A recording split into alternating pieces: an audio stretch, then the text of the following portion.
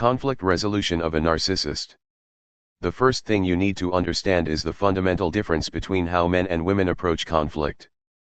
Picture a man bringing up a subject, something that needs to be addressed, something in the relationship or the household or the shared life that is not working and that he believes a direct and honest conversation might actually fix. He approaches it the way he approaches most problems, with the specific intention of identifying what is wrong and finding a way to address it. His emotional state during the conversation is calibrated to the goal of resolution rather than the expression of feeling. He is genuinely trying to solve something. It might be lack of intelligence of the woman. Now, picture a woman being on the receiving end of a conversation where something she did or said or decided is the subject being raised. For most women in this situation, the experience of being the subject of honest feedback, even gentle, respectful, genuinely problem-solving feedback, activates something that has nothing to do with the actual content of what is being said. Another fastest available exit from that position is conflict. Not conflict that resolves anything. Conflict that redirects. The woman transforms a problem-solving conversation into an emotional emergency that requires his management rather than her accountability. By the time the argument ends, the original issue has disappeared.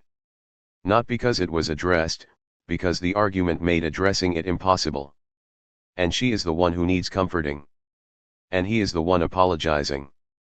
And the original problem remains exactly as it was, unexamined, unaddressed, ready to produce the same outcome the next time he gathers enough courage to raise it again. This pattern is more common in women than in men. It is because women learned very early that emotional escalation works. He learns that bringing concerns to his wife produces conflict that he will have to manage. Emotional escalation he will have to navigate.